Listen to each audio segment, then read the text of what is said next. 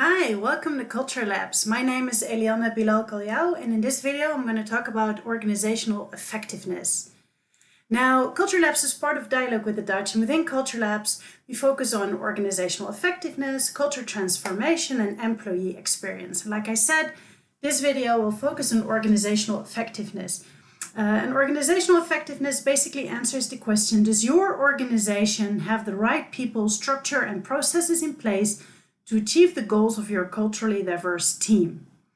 And the subject that we're going to use today is resolving cultural conflict. Now, let me start by saying that I'm a firm believer of prevention. Prevention is always better than resolving, but what if you're too late though? What if the conflict is already there?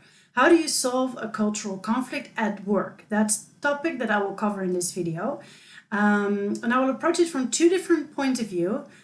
First one, cultural conflict between two employees, and the second one, cultural conflict between a manager and an employee. Now, before I start, let me define cultural conflict, because to know how to solve an issue, you need to know what we're dealing with.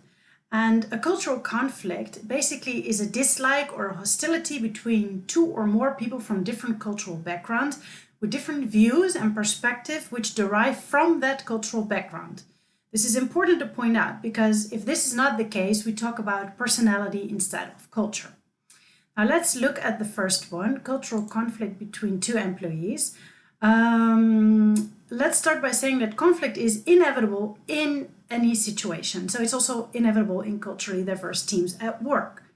What causes a cultural conflict at work? Well, basically, intercultural conflict is triggered through general interaction. In other words, it happens unintentionally. You can see it in the context of individuals that are A, not willing to understand each other's diversity, or B, believe that their own way is superior.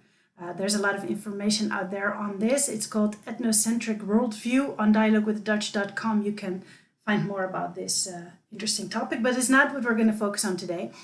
That would be the cultural conflict. So if you want to resolve any workplace conflict, the key is basically to act fast. The last thing you want is any form of escalation. And in order to act on the situation, try to get a full understanding of the scope of the issue at hand. Let people talk, don't criticize. Try to understand the underlying aspects of the situation and the personal boundaries of the people involved. After hearing the stories and personal interpretation, it's time to create awareness of the impact of culture. For that, you need to actively acquire information of the cultural backgrounds of the individuals whom it involves. The situation can get frustrated, but it's key to stay focused and impartial. Talk about the frustration because in many cases, this is also directly linked to personal boundaries. So when you learn about the different cultures at the table, you will understand how and why to present yourself in line with the cultural expectations of the others, and how to use and interpret each other's verbal and non-verbal communication without losing sight of personal boundaries.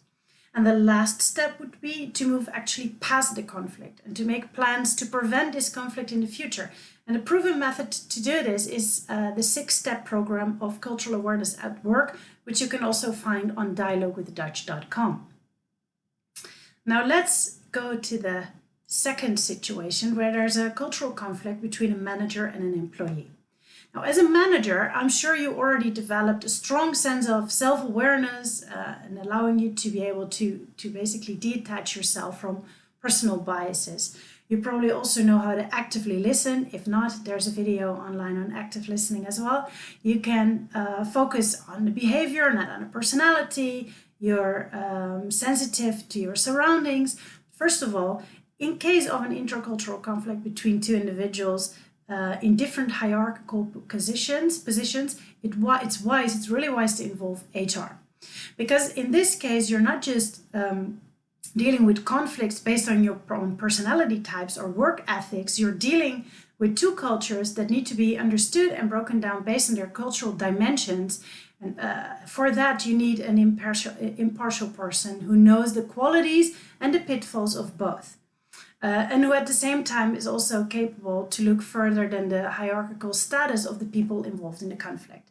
And as a manager, you'll be aware of your own frame of reference and of the fact that there are different communication styles.